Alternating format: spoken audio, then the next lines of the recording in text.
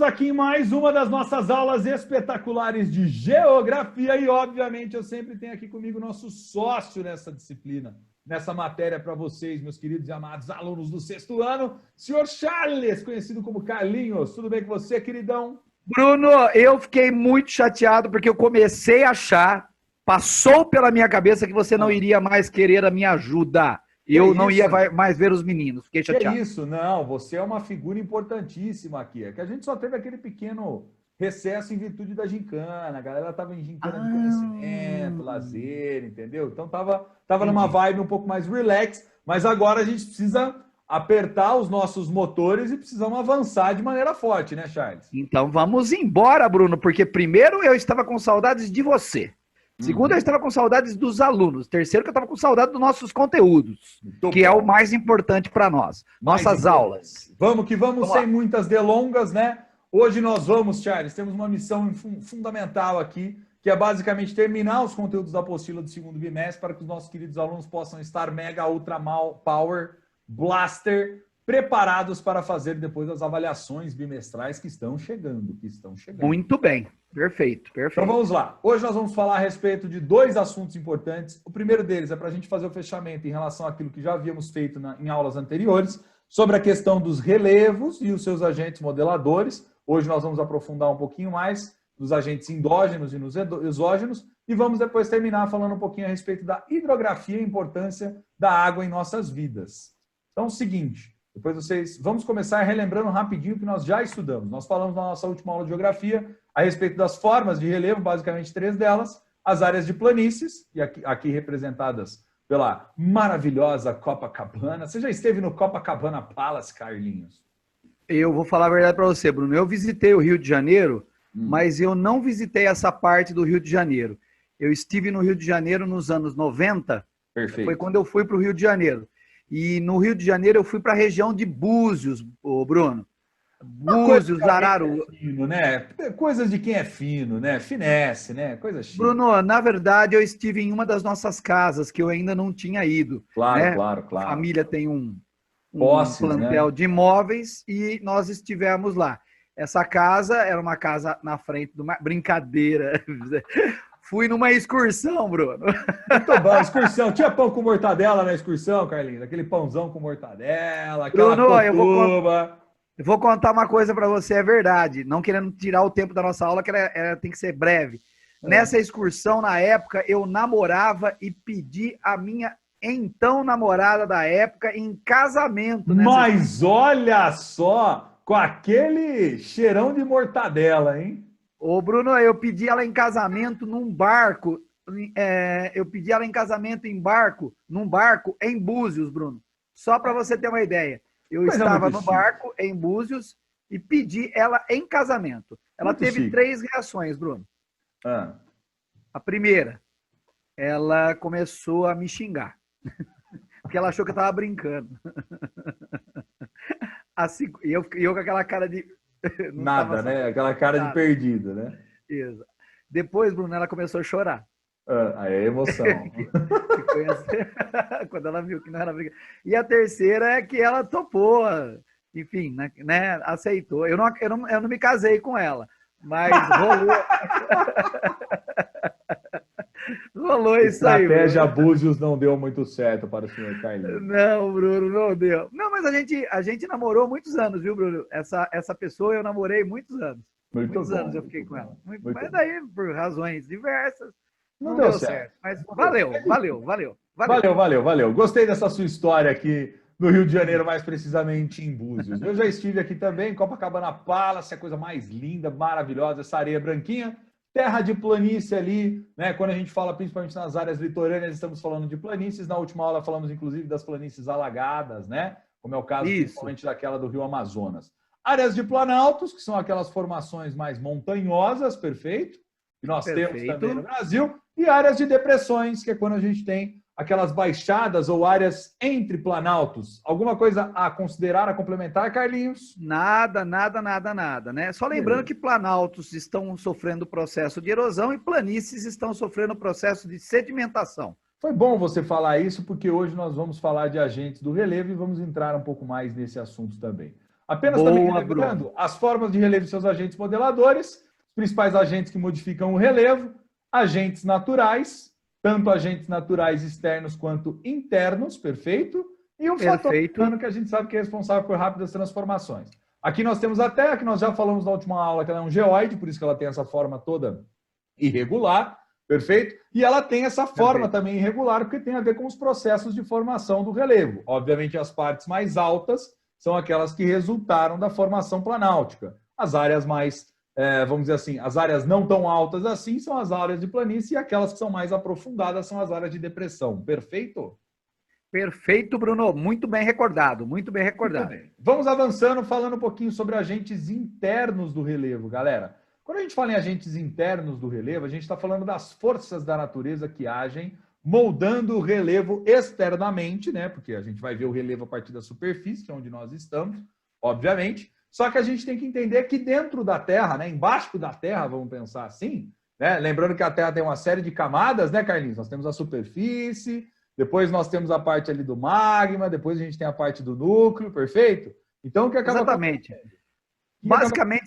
Basicamente são três esferas, né? Você tem a crosta, que é a parte mais fina, o manto, que seria a parte intermediária, e aonde a gente sabe que a Terra está ainda num estado líquido, por causa dos vulcões, e o núcleo, que seria a parte mais profunda do planeta Terra. Basicamente, três partes. Nessa crosta, parte intermediária, que é onde nós temos o magma, por exemplo, né? É onde estão boiando ali as famosas placas tectônicas, perfeito? Inclusive aqui no mapa, Bruno, nós temos essas representações. Percebam que esses tracejados azuis são os desenhos, né, dos continentes, enfim. E os mapas das placas são aqueles que estão acima, ó, determinando as áreas. Essas áreas de encontro das placas tectônicas é onde acontece toda a magiquinha, né, Carlinhos? Exato. Na verdade, Bruno, a Terra ela está toda quebrada. Então, quando a gente olha a crosta terrestre, ela está toda quebrada, ela está toda fragmentada. Esses pedaços quebrados, a gente dá o nome de placas tectônicas. Então, quando eu olho para a crosta, ela está toda fragmentada em pedaços, e esses pedaços eu denomino placas tectônicas. Essas placas, elas estão boiando sobre o magma, que seria essa camada intermediária.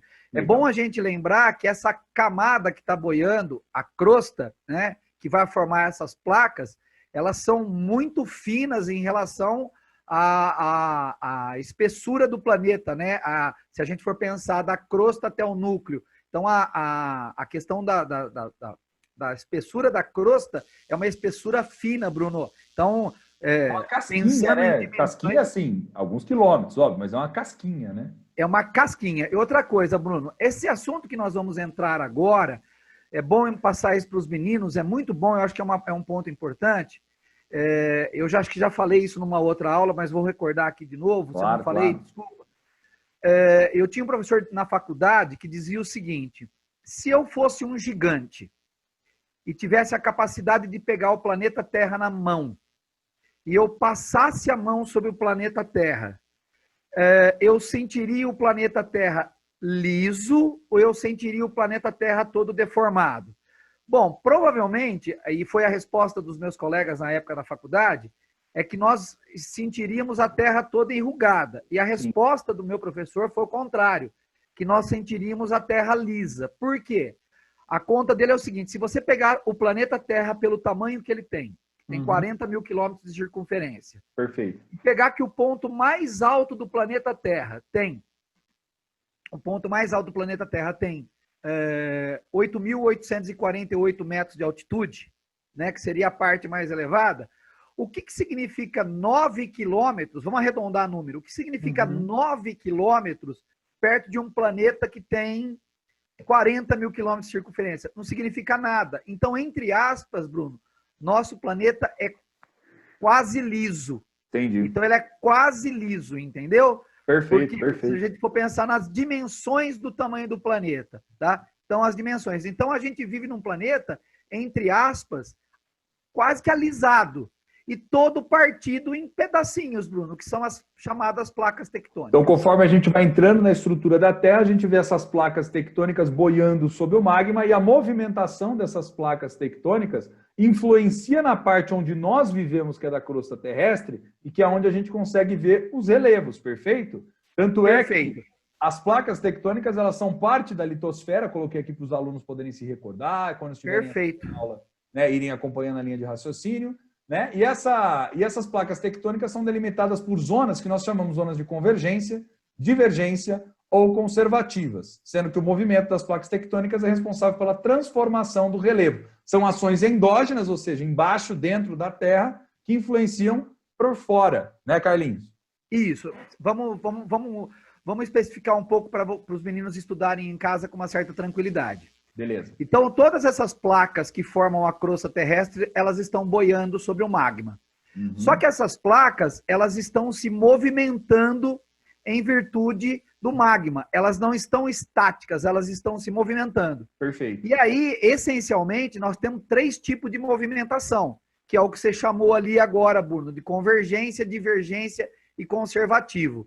Então, quando a gente olha para as placas têm três formas de se movimentar. E são essas que o Bruno está mostrando para vocês. Uhum. Então, quando eu olho para aquelas placas têm formas de movimentação. E é justamente isso que o Bruno está mostrando aí. Rapidamente, só para vocês entenderem, essas movimentações são assim. As placas elas podem estar num sentido de divergência, que uma placa está se afastando em relação à outra, quer dizer, uma está indo para um lado e a outra está indo para o outro. Tá certo? Elas estão se afastando. As placas elas podem estar no sentido de baixo, que é o transformante, que teria a ver com o conservativo. Elas estão se esfregando. Posso usar essa palavra? Assim, né? Ó. Isso, elas estão se atritando, se esfregando, tá? Uhum. Desculpa usar essa palavra esfregando, parece meio fora do contexto. Pejorativa, né? Mas não é. É no sentido delas estarem se encontrando mesmo. Isso. E ela pode estar também, Bruno, num sentido convergente, ou seja, elas estão no sentido de choque, tá? No sentido de choque. Então, Bruno, são três tipos de contato. O contato onde elas se chocam, o contato onde elas se afastam, então se choca convergente, se afasta divergente e se esfrega, desculpa a gente estar usando essa terminologia, mas é assim mesmo, é quando ela está nesse conservativo, que ela está se atritando uma em relação à outra. Perfeito. Tá? Tem só uma coisa para complementar, já que você acabou até explicando de maneira muito brilhante. Quando a gente fala em limite divergente, que é aquele que a gente afasta, é quando a gente tem aquelas falhas, né? É isso que a gente vê no... É assim, Bruno, todo contato da placa é uma falha. Aonde tem o contato da placa, a placa ali, eu vou usar uma expressão de novo que talvez pareça fora, mas ali ela está quebrada. Então, ali é o contato da onde tem essas duas partes quebradas. Ali é o contato.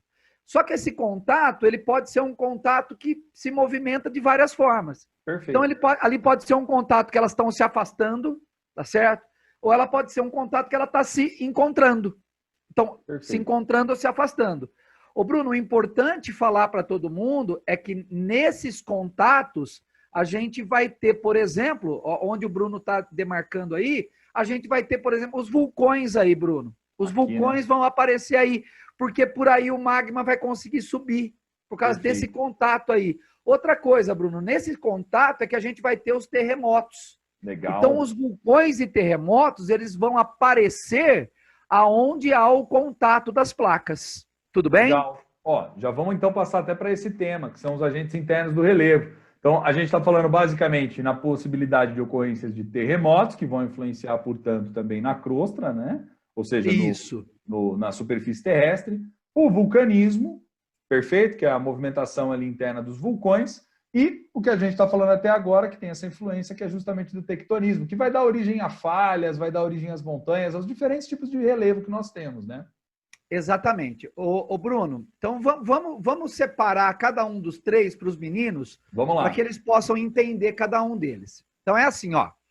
Lembra que a gente comentou que aonde há contato de placa, a gente vai ter possibilidade de vulcão e de terremoto. Perfeito. Tá? Então, aonde tem o contato de placa, isso, a gente tem possibilidade de vulcões e terremotos. Aí, Bruno, volta um slide, não, ao contrário. Volta um slide ao contrário. Aqui? Isso. Aí. Ô, Bruno, vamos pegar como exemplo para os meninos aonde está o Brasil. O Brasil está aqui, Tá? né? Isso, só para os meninos eu acho que eu vou fazer até o seguinte aqui, Carlinhos, para ficar mais fácil ainda para eles poderem ver, tá? Eu vou dar uma pintadinha nesse mapa aqui, ó. Então o Brasil está para cá, né? Ó, isso que a gente está chamando de placa sul-americana aqui, certo? Isso. Ô, Bruno, eu queria mostrar uma curiosidade aí sobre aonde o Bruno passou a canetinha, meninos. É o seguinte, o Brasil ele está no meio da placa sul-americana. E você vai perceber que tem uma borda que está no meio do Atlântico. Tá vendo? Ô, Bruno, essa borda aí que você começou a desenhar ela no meio do Atlântico, menos, né? Uhum. Essa borda, onde você está subindo aí, Bruno? Esse contato aí, Bruno, que separa a sul-americana da africana, tem um nome, acredite você ou não, tem um nome em geologia, tá certo? Essa região aí, essa região é uma região de contato, tá certo? Chama-se Cordilheira Dorsal Mesoatlântica. Calma, não assustem, não vai precisar decorar. Eu só estou querendo mostrar que aí, Bruno, tem um encontro aí, aonde tá as placas aí, chama Cordilheira Dorsal Mesoatlântica. E aí, Bruno, onde o Bruno fez a marca, gente, está acontecendo o seguinte, a placa africana, Bruno, está sendo empurrada nesse sentido, para lá. Para lá. E a placa sul-americana está sendo empurrada, Bruno, num sentido de choque com a Nazca. Perfeito. Para cá, deixa eu só... Para cá. Então, aí, isso. Então, Bruno, aí nós temos dois tipos de contato diferentes, ó. Aí, no meio do Oceano Atlântico, é um contato divergente. Elas estão se afastando. Deixa eu só voltar aqui tudo, porque aí vai ficar mais fácil. E aí eu vou marcar com outra cor para eles poderem ir captando a mensagem. Tá. Então, aqui, ó, no meio do Atlântico é um contato divergente. Aqui, ó. Isso. Divergente. E ali, Bruno, na região onde está a Nazca, sul-americana encontrando com a Nazca, é um contato convergente, Bruno. Convergente. Elas se chocaram aí. Aqui elas se chocam e ali elas divergem, elas se separam. Isso. E aí, Bruno, é importante a gente mostrar para os meninos o seguinte, tá? A placa africana está se afastando em relação à placa sul-americana. Perfeito. E a placa sul-americana bateu com a placa Nazca. Perfeito. E aí a gente vai ter o seguinte, agora para os meninos entenderem. A região de contato é uma região mais agitada. É uma região onde eu posso ter vulcões e terremotos. Só que quando eu olho o Brasil, Bruno, o Brasil está no meio da placa. Aqui, bem no meio, Bruno. Uhum. Tá vendo? O Brasil está no meio. Ô, então, Carlinhos, Bruno, o fato de ele estar no meio também tem a ver com o fato da gente não ter nenhum desses fenômenos, por exemplo, como um terremoto, um vulcão. Exatamente, Bruno. Tipo, né? Exatamente. Então, o que acontece? Como nós estamos no meio da placa, Bruno, nós não vamos sentir a questão de terremoto. Nós não temos vulcão, nós não temos terremoto. Por quê? Porque nós estamos no meio da placa, Bruno. Nós estamos no meio da placa. Meio, e por estarmos no meio da placa, nós estamos, então, vamos dizer assim, ó, não livres, viu, Bruno? Porque quando a placa se movimenta ou lá no meio do Atlântico, ou aqui na América do Sul, Bruno, tem lugares que chegam a sentir isso. Tem lugar que sente, Brunão. Legal. Só que, Bruno, a onda já chega bem mais fraca. Você entendeu? Uhum. Agora, Bruno, toda essa região aí entre a Sul-Americana e a Nazca é uma região onde o contato é em cima. E aí, Bruno, aí sim o pessoal sente bem a questão, por exemplo, de um terremoto, tá? Entendi. Aí sim o pessoal sente, tá? E, ô Carlinhos, é legal imaginar que nessa parte aqui onde a gente está passando é onde a gente tem, por exemplo, a Cordilheira dos Andes, né? Que é aquela parte elevadíssima, né? Por quê, Bruno? Porque quando as placas se chocaram, você levanta as cadeias montanhosas. Isso há milhões e milhões e milhões de anos atrás. Isso há milhões de anos atrás. E aqui, deixa eu ver se eu entendi sua ideia. E aqui, ó, como eu estou no meio do oceano e elas estão se afastando, quer dizer que provavelmente ali no meio tem uma falha, né? Tem uma falha, Bruno, onde o magma está empurrando uma placa para cada lado. Legal. Então ali, Bruno, o magma... Mas, Bruno, quando eu falo empurrando, é 1 centímetro por ano. Ah, sim, é pouquinho, né? Para a galera não imaginar que está destruindo o planeta, não é isso? Exato, 2012, aquelas coisas meio do cinema, sabe?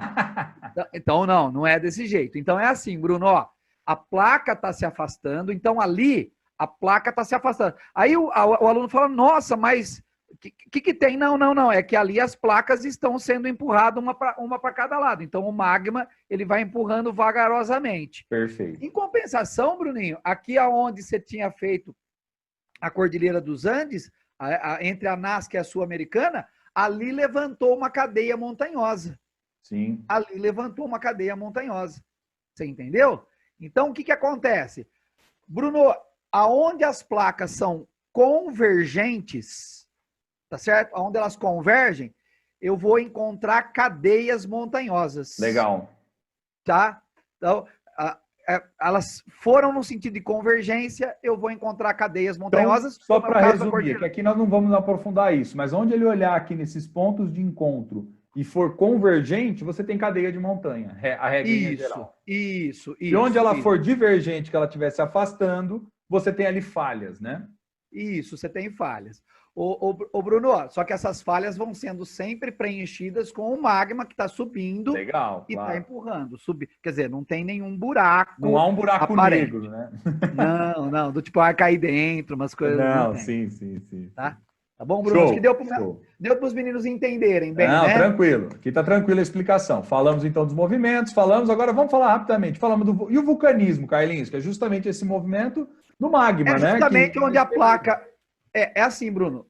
É lógico que pode ter uma exceção, claro. Mas geralmente ele vai acontecer onde está o contato da placa. Então, aonde está o contato da placa, o magma vai achar um caminho para vazar. Para ele poder sair, por isso que inclusive... Para ele poder sair. Então, o que vai acontecer? Nós estamos falando de agentes que vão mudar a parte de cima da Terra. Então, o que vai mudar a parte de cima da Terra? O vulcão, quando ele está saindo, ele está mandando lava para fora. Então, ele está mudando a área externa justamente por causa dessa movimentação. Então, nesse que você colocou aí, que tem a câmera magmática, né, que a gente vai ver o vulcão aflorar, tá certo? Uhum. Então, ele vai subir por esse canudo no meio, que eles chamam de chaminé também, né? Você tem a câmara magmática, aí sai pela chaminé, em cima está a boca do vulcão, que eles chamam de cratera, e é pela cratera ali, pela boca do vulcão, que vaza o magma que vem do interior do planeta. E, inclusive, Bruno, a gente sabe que a Terra ainda está líquida, né, numa temperatura, né, muito acima de 1000 graus, por causa dos vulcões, Brunão. Legal, sensacional. Acho que essa explicação já é mais do que o suficiente, embora a imagem seja mais complexa, mas ela mostra justamente, ó, né, que está o magma abaixo, porque nós falamos que as placas tectônicas estão aqui na litosfera, perfeito? Então dá muito bem para eles entenderem que elas estão boiando sobre o magma aqui, que é toda essa porção justamente de temperatura extremamente quente que nós temos no planeta e que vai acabar gerando aí o processo de erupção vulcânica. Perfeito? Além disso, perfeito. Nós temos um outro fenômeno que é interessante. Oi? Pode falar. Não, eu ia falar, não, completa, que daí eu só termino. Não, legal. E outra coisa que eu ia falar que é importante também é quando a gente fala do famoso abalo sísmico, conhecido popularmente também como terremoto, né, Carlinhos? Que tem a ver com os movimentos Exato. Justamente de vibração que acabam acontecendo no interior aí, né, da Terra. É que é o seguinte, Bruno, quando as placas se atritam, quando uma se junta com a outra, ou junta com a outra, elas vão emitir uma onda sísmica. E isso é o terremoto. Então, perfeito. O que acontece? Quando o terremoto aflora, ele vai causar uma transformação aonde ele aflorou. Por exemplo, o solo vai sofrer imensas rachaduras, porque você vai vibrar algo sólido. Perfeito. Se é em área urbana, o estrago é maior ainda, entendeu? Porque é que nem se você pegasse um pedacinho de uma rochinha assim e desse uma martelada nela, né? Ou seja, você vai martelando, ela vai abrindo em alguma medida, né? Exatamente, Bruno. Ela vai se espatifar, que Perfeito. É o seu exemplo claro aí. Por quê? Porque ela é sólida, você está vibrando ela não aguenta, ela espatifa. Essa parte que a gente sente aqui na superfície é o que a gente chama de epicentro, que é onde você identifica onde está irradiando, né? Mas onde o terremoto começa efetivamente é o que a gente chama de hipocentro, né? Isso. Aí é um detalhe técnico só para os meninos entenderem, tá certo? Aonde ele se originou e aonde ele saiu, tá? Ó, temos até um gifzinho aqui dos terremotos, ó, em uma ocorrência, olha só, balançando tudo aí, ó. E tem uma coisa interessante nesse GIF, né, Carlinhos? Perceba que tem um cachorrinho aqui, ó. E o cachorrinho é o primeiro a se mandar, é porque ele sentiu a vibração vindo, né, da Terra, né? Na verdade, a sensibilidade dos animais acaba sendo maior, né? Exato. E a nossa que é péssima. Aliás, dá um conselho para os alunos, Bruno, porque os meninos viajam, vão para fora do Brasil e vão para regiões onde tem terremoto. Gente, se um dia vocês estiverem num lugar e começar um terremoto, por favor, o conselho é que você corra para um lugar seguro. Tá, que lugar que é seguro? Bom, estando num prédio é preocupante, mas corra para debaixo do batente da porta. Perfeito. Quando começar um terremoto, o lugar mais seguro é embaixo do batente da porta. Por quê? Porque ele é um lugar mais firme, é um lugar mais seguro. Não vai me esconder debaixo da mesa de vidro, por exemplo, né? Mas quando estiver em algum lugar e começar um terremoto, um dos locais mais seguros que você pode estar, se você estiver dentro de algum prédio, é na região do batente da casa, porque ali segura mais a cair. O batente geralmente ele é feito de madeira, né? Ele é feito com uma madeira mais grossa e Perfeito. ele é pregado, então a estrutura dele é mais resistente. Legal. Aí você vai falar assim, mas e caindo do lado? Tenta proteger cabeça, tal, Legal. porque a gente não sabe o tamanho da escala do terremoto. Isso é muito terremoto. comum, por exemplo, na Ásia, né, Carlinhos? Ali no Japão, enfim, onde você tem uma área de encontro de placas ali, né? Conhecido também como a área do Círculo do Fogo. Deixa eu só voltar aqui novamente, né? Que estaria aqui próximo da placa do Pacífico, correto? Isso. Na verdade, ela emenda, né, Bruno? Como a Terra é uma esfera, ela emenda. Ela sai da América do Sul, da Cordilheira dos Andes, atravessa o Oceano Pacífico. Perfeito. E emenda no Japão. Ela faz toda essa vai ver que ela é toda quebrada, entendeu? E o que acontece é que essa região é a região de maior atividade sísmica e a maior atividade vulcânica da Terra. Essa região Perfeito. É a região de maior atividade de vulcões e de terremotos que nós temos no mundo. Legal. E só para poder complementar a informação para eles, Carlinhos, para eles saberem também, os nossos queridos alunos, ó, os efeitos terremotos, né? Então, ó, os terremotos eles são medidos basicamente por instrumentos chamados sismógrafos, né? E os sismólogos, que são as pessoas que estudam justamente essa variação, essas vibrações, eles utilizam uma escala que é conhecida como escala Richter, né? Que é um dos pesquisadores também que ajudou a fazer essas medições, onde você tem aqui uma escala que vai até 9, e aí o que acontece? Quanto mais próximo de 9, maior a proporção de dano do terremoto quando ele ocorre, né? E os abalos menores, menor a proporção, obviamente, né? No Brasil, teve um tempo atrás que nós chegamos a sentir um pouquinho do efeitinho de um terremoto que deu, né? As alegações para esses terremotos que nós sentimos aqui no Brasil são que eles acontecem ali na região da Cordilheira dos Andes, que é a região do contato, e aí a onda chega aqui. E quem mora em prédios muito altos, o prédio alto captaria isso aí, o prédio captaria isso aí, e a parte mais alta sentiria. O Bruno, eu vou falar uma coisa para você. Você olhar você morar, sei lá, no 20º andar e ver a mesa da cozinha vibrando, deve ser um desespero, né? Deve ser um negócio desesperador. Deve ser um negócio desesperador, não tenha dúvida. Mas legal, Carlinhos, essa é a parte do terremoto importante. E nós temos também aqueles que são, vamos dizer assim, uma espécie de terremotos causados, né, por justamente essas áreas, né, de encontro das placas, e que podem ocorrer no oceano e pode dar origem a ondas gigantes, né? E aí é o famoso tsunami, né? Na verdade, a palavra tsunami, a tradução de tsunami é onda gigante. A tradução Perfeito. Da palavra tsunami é onda grande, né? Onda gigante, tá? E o que você está mostrando aí é o esqueminha, né? Você está mostrando para os nossos alunos duas coisas, né? Você está mostrando o esqueminha. Né? É quando o terremoto acontece no mar e você levanta essas grandes ondas. Historicamente, Bruno, nós tivemos nos últimos anos vários problemas com grandes tsunamis, né? Perfeito. Tivemos, principalmente ali na região da Tailândia, tivemos um grande ali, né? Na Tailândia, né? Que é aquele ponto de encontro mais problemático que a gente acabou de falar dos vulcões, das atividades sísmicas e tal. Tivemos um grande ali, né? 2004, 2005, se eu não me estou enganado, ali próximo do final do ano, matou quase 300 mil pessoas, né? Perfeito. Que deu origem, inclusive, àquele filme O Impossível, que não sei se você vai se recordar. Tinha uma família que estava curtindo férias.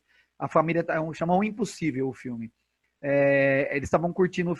O título do filme é assim porque eles estavam em 4 e todos sobreviveram. Por isso que foi impossível.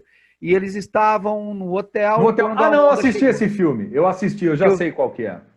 Assistiu? Tem até aquela cena da mulher que ela tá na piscina do hotel, curtindo e tal, e de repente o pessoal começa a olhar, porque geralmente tem uma coisa do tsunami, né? A galera começa a ver que o mar parece que ele vai recuando, que ele vai indo para dentro, né? Na verdade, o que acontece é que, assim, Bruno, quando dá tsunami, né, quando você faz o movimento, o mar dá um balanço. Ele puxa para trás para ser jogado, que é a cena que você pôs aí no gifzinho. Né, dá uma puxadinha para trás para ser jogado para frente. Perfeito. Então, né, inclusive várias pessoas relataram que estavam na praia na hora, quando o mar começa a recuar demais, é porque deu tsunami, vai dar tsunami. Então, Bruno, se o mar recua, então fica aí a dica também, gente. Se um dia vocês estiverem viajando pelo mundo e o mar recuou demais, a dica é corre. Corre que o bicho pode pegar, né? E corre para um lugar alto. Essa é a dica, né? Corre para um lugar alto. Corre para qualquer lugar, né? Não adianta você sair correndo. Corre para montanha. Corre para montanha. Ô, Bruno, um dos últimos grandes terremotos no mar que nós tivemos no Japão, eles são muito comuns, as tsunamis são muito comuns no Japão, tá certo? Foi um que aconteceu em Fukushima, foi em 2011. Perfeito. E esse causou um estrago danado, Bruno, porque a hora que a onda chegou e ela quebrou na praia, ela quebrou em cima de uma usina nuclear. Nossa. E ela arrebentou uma usina nuclear, chama Usina de Fukushima, Perfeito. E foi um problemaço, né, nesse momento, né? Porque aí também vaza radiação, enfim, uma série de causas impacto ambiental, aí já é outra... Não, aí vai para uma outra discussão.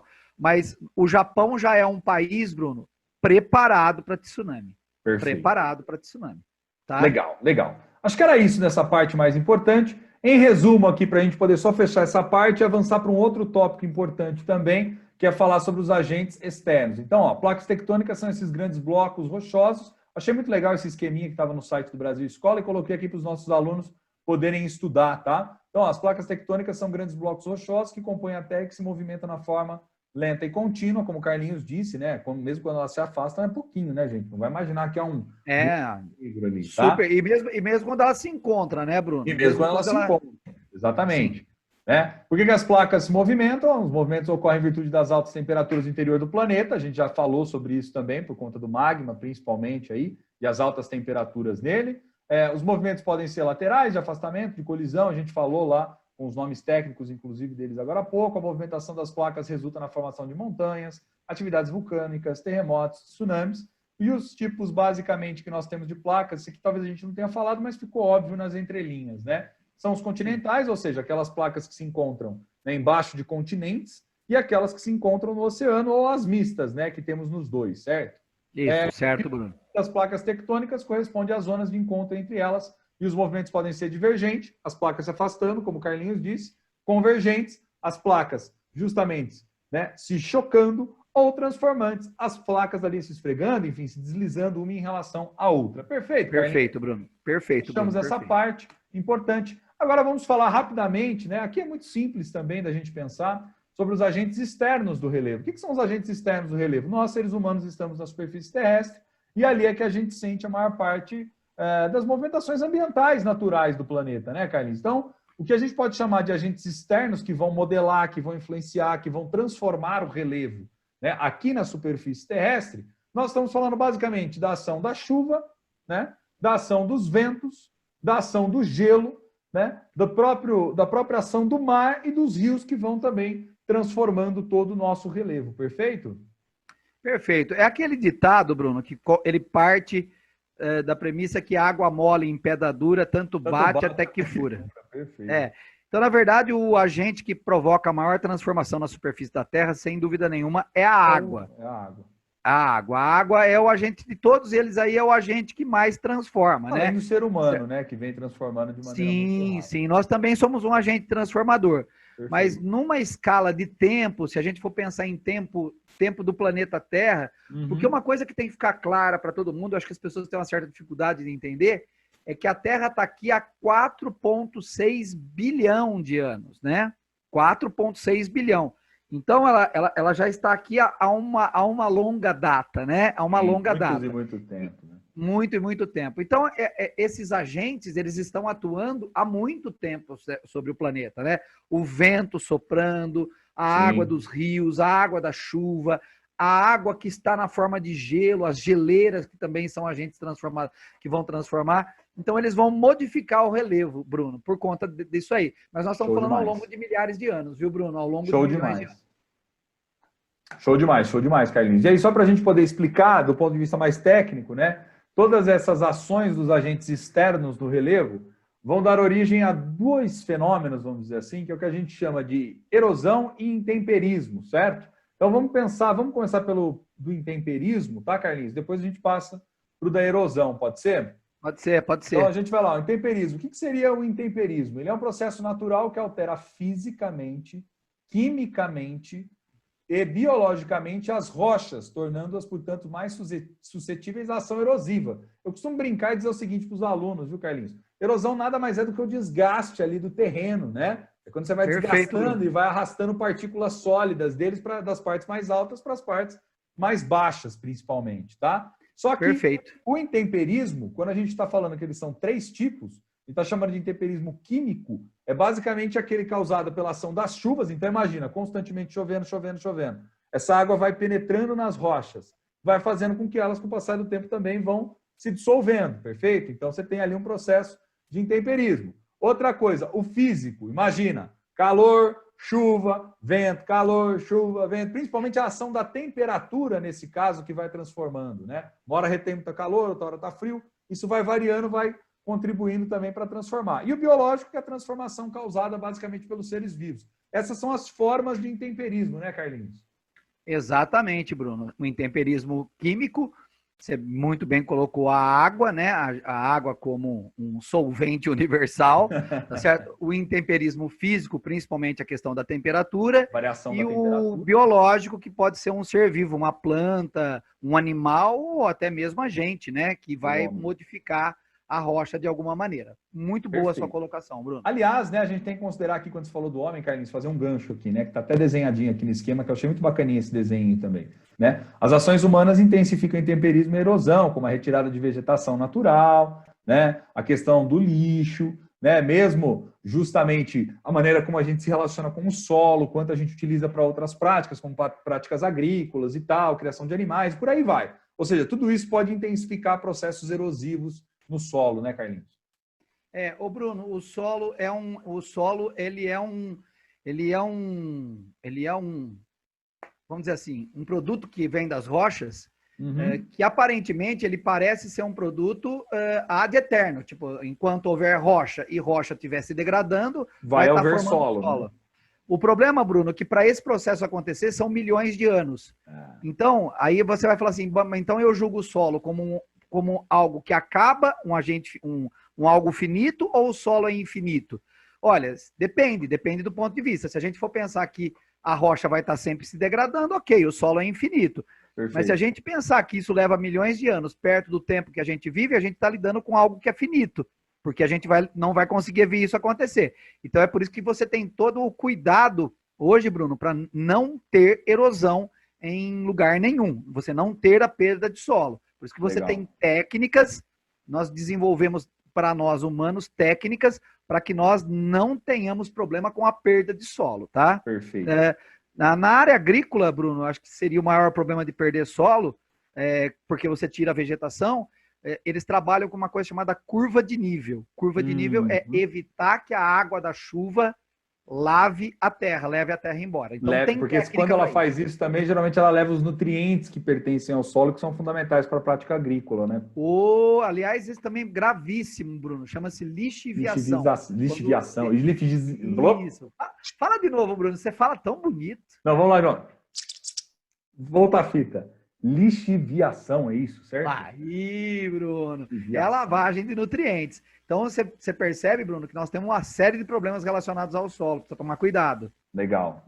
Então, só para poder conceituar, para ficar claro para todos os nossos alunos, né? Esses dois processos fundamentais, o intemperismo químico, físico, biológico, para quem estiver estudando, e a erosão, que é esse processo natural que pode ser agravado principalmente pela ação humana, como nós estamos pontuando aqui, que é responsável primeiro pelo desgaste, né, de parte aí do terreno, né? O transporte desses resíduos sólidos e, consequentemente, depois, vamos por assim, a sedimentação deles em outros lugares desses materiais que foram desgastados, né, Carlinhos? Perfeito, Bruno. É isso aí mesmo. É isso aí, né? Fechamos bem a cabeça dos meninos. Né? É mais simples. E agora, Carlinhos, vamos passar para o outro tópico fundamental, né, de maneira muito rápida também, para a gente depois já ir encaminhando para os finalmente, né, a água, a hidrografia. Né? Olha que coisa interessante, pessoal. A gente sabe, essa altura do campeonato, que a água é fundamental. Né? Se não me falha a memória, 2/3 do nosso corpo, Carlinhos, é formado por água, né? 2/3. Sim, né? Bruno. Quando você olha o planeta Terra, 70% do planeta Terra está recoberto por água e 30% a gente chama de terras emersas. Na verdade, tem até um grande debate. É planeta Terra ou planeta Água? Planeta Água. Até coloquei aqui para os alunos, justamente. Justamente, porque na verdade isso aqui é o planeta Água, né? Se a gente considerar em termos de proporção do que tem mais, né? Dentro do planeta. Sim, sim. Tem muito. Bruno, na verdade, a Terra tem muita água disponível, né? Perfeito. Só que aí você vai cair naquela discussão. Que tipo de água, né, Bruno? Aí é que vem, ó, do total da água existente no planeta, sabemos que aproximadamente 97,5% é de água salgada, aquela água do mar, né, gente? Não dá para ficar bebendo água do mar, né? Água do mar é complicado. Aliás, quando você vai brincar no mar, você pega água, né? Fica dando aquelas cuspidas, fica aquele gosto de sal na boca terrível, né? Sendo que a quantidade de água doce, ou seja, essa sim, aquela que a gente bebe, que a gente consome, que está nos rios, nos lagos, nos lençóis freáticos, enfim, a água que nós bebemos é de apenas 2,5% do planeta, né, Carlinhos? Exato. Então vamos deixar claro para os meninos o seguinte: quando você fala água doce, não é que a água está com açúcar. Mas quando a gente fala água. Água doce é uma água que perdeu o sal no seu processo, né? Perfeito. A água do mar, ela está lá, mas ela está salgada, ela tem uma grande concentração de sal.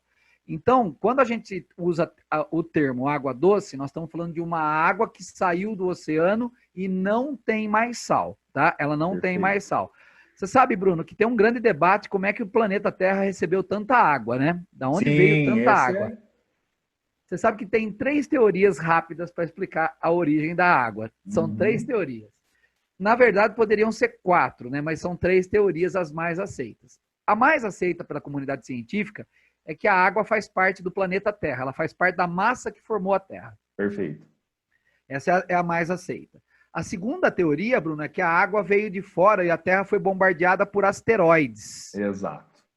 Agora, a terceira teoria, que é muito, muito discutida, é que lógico, né, se você assiste aquela série Cosmos, do National Geographic, você vai ver isso sendo debatido lá. É que a água, ela veio, parte da água estava aqui na própria massa que formou a Terra, e parte da água veio de fora. Parte da água veio de fora em asteroides. Eles chamam isso, Bruno, de splash. Legal. Quando o asteroide cai aqui, tá? Então você tem aí o splash.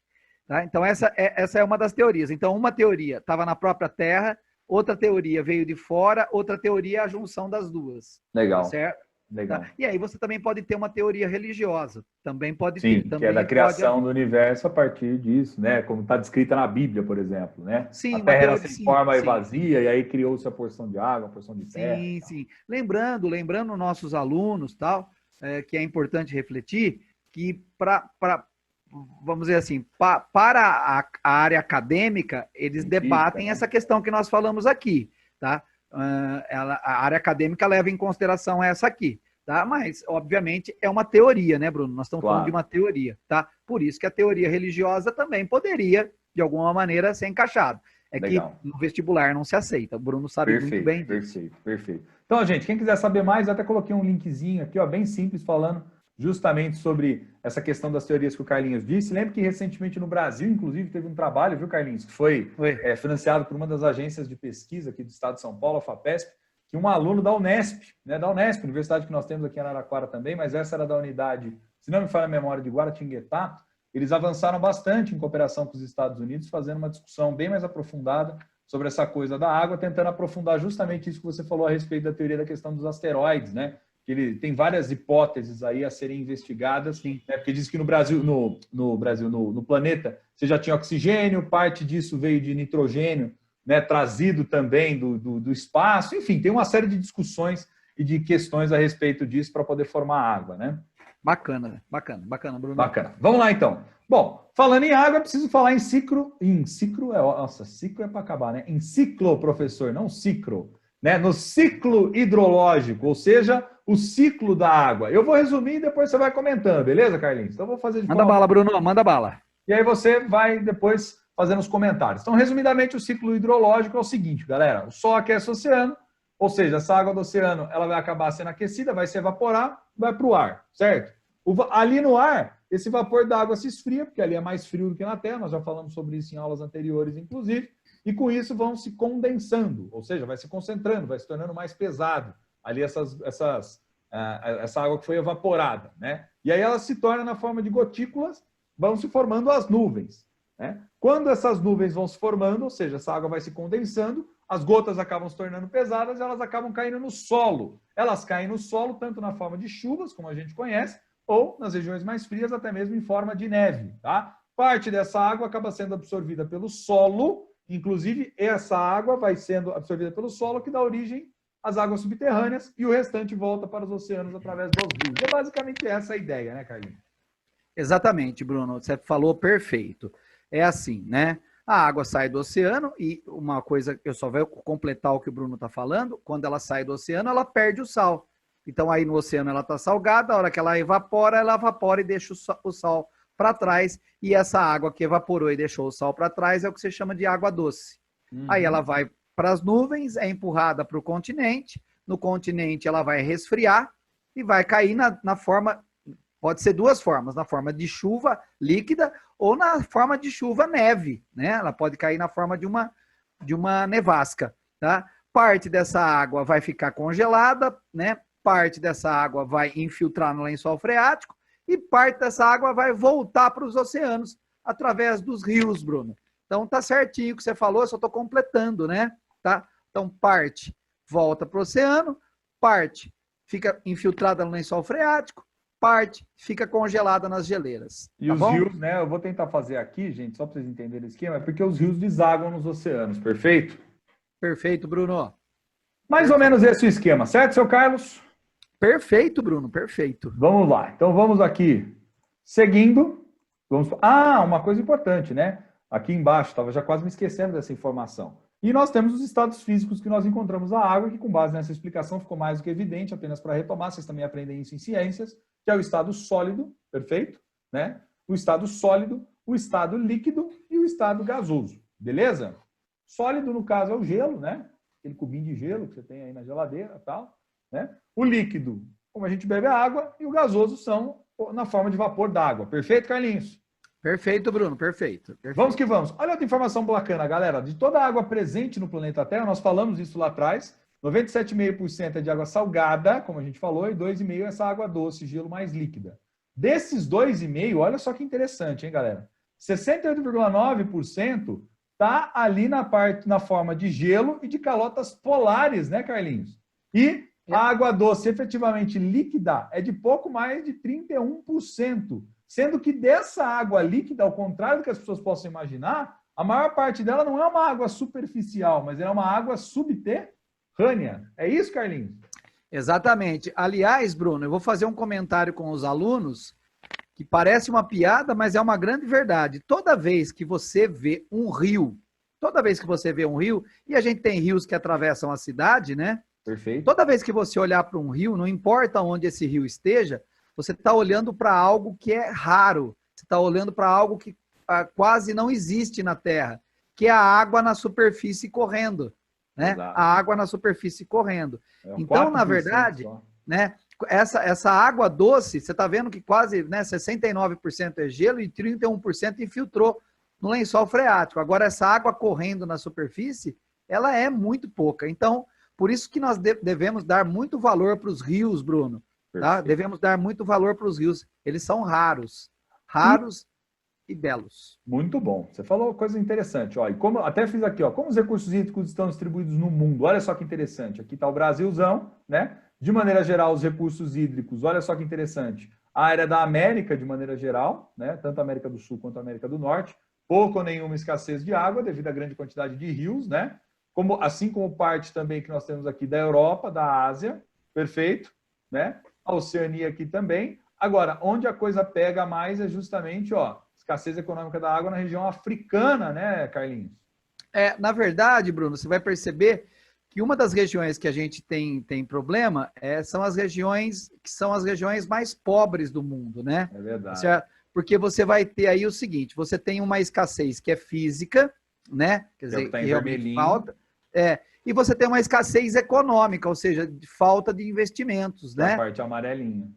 Então, se você olhar a África meio que tem um conjunto de escassez física, quer dizer, não tem água de verdade, com a escassez econômica, ou seja, falta investimento em captação, tratamento, distribuição dessa água para a população, né, Bruno? Isso é um grande problema. Se a gente olhar no Oriente Médio, por exemplo, Bruno, ali na Arábia Saudita, a gente tem uma escassez física, quer dizer, não tem água mesmo, né? A região é uma região que não tem água. Eu lembro que, inclusive, há muitos anos atrás, eles chegavam a mostrar reportagens na televisão, tal, de obras que eles faziam no sentido de tentar pegar água do deserto lá, né? Tentando, por outros sistemas, água subterrânea, né, Carlinhos? Ô Bruno, eu vou dar um exemplo onde isso acontece hoje, né? De uma forma bem sistemática. É no Oriente Médio, num país chamado Israel. Perfeito. Israel vai buscar água no lençol freático. Vai buscar essa água de lençol freático. Aliás, a gente vai ver eles tentarem buscar água de todas as formas possíveis. Desde você dessalinizar a água do mar, que né, é uma tirar o sal da água, né? Isso, tá? Que dá trabalho, parece simples, mas é um processo trabalhoso, tá? Até mesmo, Bruno, você, por exemplo, utilizar a água dos rios, né? Tirar a água dos rios para fazer projetos de irrigação. Perfeito. Bruno, nós tivemos um problema muito sério no mundo com retirada de água de rio para projeto de irrigação, que nós secamos lá na região da Ásia Central o Mar de Aral. O Mar de Aral foi seco pela retirada de água de dois rios que entram no Mar de Aral. Um rio chama-se Sirdária e o outro rio chama-se Amudária. Eles retiraram a água desses rios numa quantidade tão significativa, Bruno, que, infelizmente, o Mar de Aral hoje é uma poça, ou poça, desculpe aí a terminologia, mas hoje ele é uma poça restrita a 10% do que ele já foi no passado. Olha isso. Inclusive no Brasil a gente tem obras de transposição de rio, como é o caso do São Francisco, né, Carlinhos? Para poder justamente tentar fazer com que chegue água nas áreas mais de sertão, né? Exato. E é por isso que dá tanta polêmica quando você fala que vai tirar a água do Rio São Francisco, né? Inclusive o presidente Bolsonaro inaugurou mais um trecho dessa obra. Recentemente, é verdade. É que, na verdade, Bruno, toda vez que você fala em retirar a água de um rio, seja ele qual for, você sabe que você está tirando água de um espaço limitado. Então, sim, como há experiência em outros lugares do mundo, e foram experiências ruins, que é o caso do que você acabou de falar, né? Mar de Aral, tá? Então, nós temos esse problema. Mas outros lugares do mundo também estão passando por esse problema. Na África, tem um lago chamado Lago Chad, que também está passando pelo mesmo problema, está secando. E na região de Camarões, também está passando por esse mesmo problema, Bruno. Legal você trazer essas contextualizações, tira o nosso aluno, inclusive, dessa percepção muito localista e projeta a gente numa perspectiva mais global. Mas vamos perguntar do Brasil também, né? Como os recursos hídricos estão distribuídos no Brasil? A água no Brasil. Só o Brasil possui do total de água do planeta 12%, né? Daquela da água de superfície que a gente viu que é pouca, né? Mas do total dela, 12% está aqui. Cerca de 70% da reserva de água brasileira está concentrada na região norte. Estou passando o mouse aqui em cima para vocês. Essa região, que é onde a gente tem ali principalmente, né, a floresta amazônica, o estado do Pará. Sendo que nessa região há menos de 10% da população nacional, até porque a maior parte da população está aqui, na área litorânea, e principalmente nesse complexo aqui do Centro-Sul, né, e parte também do Nordeste. Tá? Então, dentre os nossos rios, destaque para o rio Amazonas, né, com 6.992 quilômetros de extensão, sendo o maior rio do mundo em termos de extensão, né, Carlinhos? Rio Amazonas que nasce no Peru, né? Nasce no Peru com um regime nival, ou seja, derretimento de parte lá das geleiras, e deságua aqui do outro lado no Oceano Atlântico. Então, ele nasce para cá e termina aqui, né, Carlinhos? Bruno, nós temos duas grandes marcas em recordes globais. Nós temos dois imensos aquíferos, inclusive um foi descoberto recentemente, que é o chamado SAGA, na verdade é o Sistema Aquífero Grande Amazônia, foi descoberto agora, muito recentemente. O nome dele, a gente chama ele de SAGA, viu, Bruno? É o nome que está sendo usado para se falar sobre ele. Pouco falado ainda, viu, Bruno? Pouco comentado, tá? E nós temos o aquífero Guarani, esse já é um velho mais conhecido. Isso.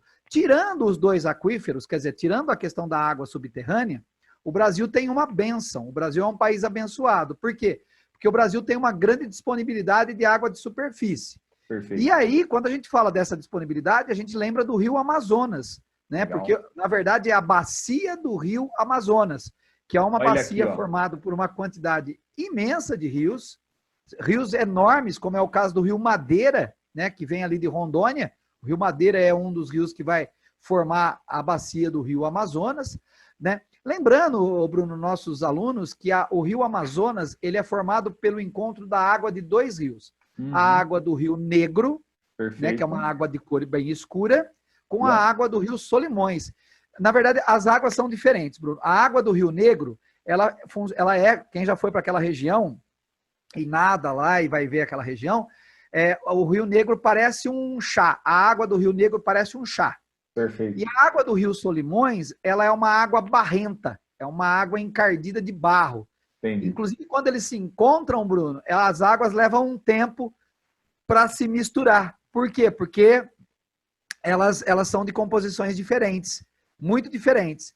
Então, você imagina que nós temos a maior bacia hidrográfica do planeta Terra. Ô, Bruno, eu vou te dar um número, né? Não sei se você... Estou passando aqui o encontro do Negro e Solimões, ó, tá vendo? Oh, perfeito, Bruno. Bruno, eu vou te dar uma informação muito, muito maluca sobre o rio Amazonas.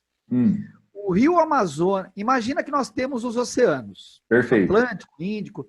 Esquece os nomes dos oceanos. Pensa oceano. Nós temos um oceano, tá? A gente pôs nome só para saber o lugar, tá? Perfeito. Esquece esses nomes. O rio Amazonas, ele joga no oceano 20% da água. Olha que isso. entra no oceano. Só isso, né? Só isso. Ou seja, é algo descomunal. Por isso, Bruno, eu vou falar uma coisa aqui para os alunos da sexta série. Por isso que é tão importante preservar a floresta amazônica, porque esses rios fazem parte dessa floresta. Beleza. Imagina destruir esse ecossistema. Não, perfeito, perfeito. E aqui, ó, então só para poder ficar claro, aqui a gente tinha mostrado 2 dos aquíferos que são em territórios nacionais, o aquífero Guarani que se estende para outros países, né? O aquífero que o próprio Carlinhos chamou aqui de Saga, tá? Tem os dados da extensão, do volume de água, isso aqui é água subterrânea, tá, galera? O aquífero Guarani, por exemplo, já foi tido justamente como um reservatório praticamente inesgotável, embora o uso dele venha sendo de maneira muito irracional, né? Vamos lembrar, por exemplo, que boa parte da nossa água que nós consumimos aqui na nossa região mesmo, ó, porque aqui ó, o estado de São Paulo desenhado aqui, né? E justamente ela vem do aquífero Guarani, né, Carlinhos? Ô Bruno, na verdade o aquífero Guarani ele pega a região sul, sudeste e centro-oeste do Brasil. Perfeito. E ainda avança para o Paraguai, para o Uruguai e para a Argentina. Não é brincadeira, Bruno. Não é brincadeira. É gigante, é gigante. É gigante. E aqui, só para a gente falar, quando a gente fala aí nos rios, aí sim, essa água que está na superfície, água doce, nós estamos falando dessas diferentes bacias, né, Carlinhos? Então aí a gente tem a principal delas aí no Brasil, que é a bacia amazônica, mas temos outras também que são fundamentais, né? Aqui no nosso caso, no estado de São Paulo, a nossa aqui seria a bacia do rio Tietê-Paraná, né? A bacia do Tietê-Paraná. Perfeito, Carlinhos? Isso. Na verdade, Bruno, a gente chama essa bacia aí, ela também é chamada de bacia platina, porque porque eles vão se juntar 3 rios. O rio, você pode até identificar, é o rio Paraná, aqui, ó. O rio Paraguai e o rio Uruguai, eles se juntam e formam um rio só, Bruno, chamado Prata. Perfeito. Tá? Prata. Perfeito. Tudo bem? Legal, Carlinhos. Platina. Só para a gente poder fechar, olha só que relação interessante, quando a gente fala em rios, a gente tem que pensar também que a água não é só fonte de vida, a água também ela é fonte de energia, né, Carlinhos? Porque boa parte da energia elétrica que nós utilizamos vem de hidrelétricas, né? Então eu vou só passar rapidamente uma informação aqui. Aqui nós temos as maiores bacias hidrográficas do mundo, perceba que uma delas está aqui no Brasil, não vou entrar em maiores detalhes, aqui é mais para títulos de curiosidade, tá bom, pessoal? Então aqui nós temos as maiores bacias hidrográficas do mundo, tá? E aqui uma coisa interessante, a água é fonte de energia porque onde nós temos essas bacias hidrográficas, nós temos consequentemente a construção de usinas hidrelétricas, né, Carlinhos? Por quê? Porque você tenta aproveitar esses rios, principalmente os rios de planalto, né, ou seja, que eles são mais altos, né, que eles têm uma potencialidade de geração de energia por conta da queda d'água que vai mover essas turbinas e vai produzir energia, né? Na verdade é assim, ó. Quando a gente olha os países que têm um relevo de planalto, são países que têm cachoeira. Né? Então, todo país que tem um rio com cachoeira, ele pode ser um gerador de energia. Legal. No Brasil, nós temos uma coisa curiosa, né? O Brasil tem na bacia do Rio Paraná, que você tinha mostrado, o maior potencial instalado.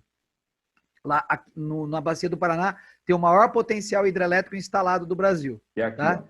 E a bacia do Rio Amazonas tem o maior potencial disponível. Perfeito. Só uma informação para não deixar os nossos meninos perdidos. Legal. Não dá para fazer hidrelétrica na bacia do Rio Amazonas porque ele corre numa planície. Perfeito. Mas os rios que vão para o Rio Amazonas, eles são de planalto. Eu quero citar, inclusive, 3 grandes hidrelétricas que foram construídas recentemente. No Rio Xingu foi feita a usina de Belo Monte. Legal. E no Rio Madeira foram construídas 2 usinas, uma chamada Santo Antônio e a outra chamada Giral, Bruno. Legal, então, perfeito. Que era no Rio Amazonas, a estrutura muito grande de governos anteriores, né, Carlinhos? Que levou muita gente para aquela região para produção. Era uma verdadeira cidade, praticamente, a quantidade de pessoas necessárias para poder investir nessa construção das hidrelétricas. E esse mapa, de maneira rápida, mostra essa capacidade hidrelétrica instalada em 2016 em megawatts. Então, perceba quanto maior a bolinha, maior essa capacidade de geração de energia. Aqui no Brasil, como o Carlinhos mesmo disse, nós temos uma delas que é o que coincide aqui justamente com aquilo que a gente acabou de ver em mapas anteriores, com essa parte do Rio Paraná, que é onde tem a maior capacidade instalada, como ele mesmo colocou. Certo, Carlinhos? Certo. Bruno, só queria falar a última coisa, volta no último mapa aí. Tá vendo a bolinha número 1, Bruno? Tá vendo a número 1? A bolinha número 1? Lá na China. Lá na China. Né? China. Aqui, China. Isso. Lá pro lado da China. Ô, Bruno, aí está construída a maior usina hidrelétrica do planeta Terra. Chama-se Usina de Três Gargantas. É a maior obra de concreto construída na face da Terra. Os chineses são exagerados, né, Carlinhos? Além deles terem a maior usina hidrelétrica, eles têm a maior muralha, né? Que é a muralha da China também, né? Eu não sei. Que rezam as más línguas que dá para ver do espaço. Será que é verdade mesmo? Então, Bruno, eu não sei se dá para ver a muralha da China, mas eu posso fazer um comentário com você, já que nós somos muito amigos. Dizem que aquela muralha, Bruno, é a obra mais inútil do mundo, porque ela separa nada do lugar nenhum. Os alunos estão estudando comigo em História, Carlinhos, né? Quando a gente está estudando a civilização chinesa, justamente essa obra, né? Essa obra da Grande Muralha, que servia em tese como proteção da civilização da antiga China e que atravessou diferentes dinastias e que foram obras, portanto, daqueles diferentes imperadores que nós tivemos ali na China, mas como você está colocando mesmo nos dias de hoje, né? Muito pouco, quase nada utilidade prática, né? A não ser turismo, né? Sim, separa nada do lugar nenhum. Separa nada do lugar nenhum. Mas na época, na antiguidade, até que fazia sentido, porque delimitava em alguma medida as áreas de influência dos antigos impérios, né? Por isso que foi construído, né, Bruno? Por isso foi construído, justamente. Bom, gente, encerrando essa aula para essa semana, vocês têm que responder ao Aplicando Seu Conhecimento, páginas 66 e 67.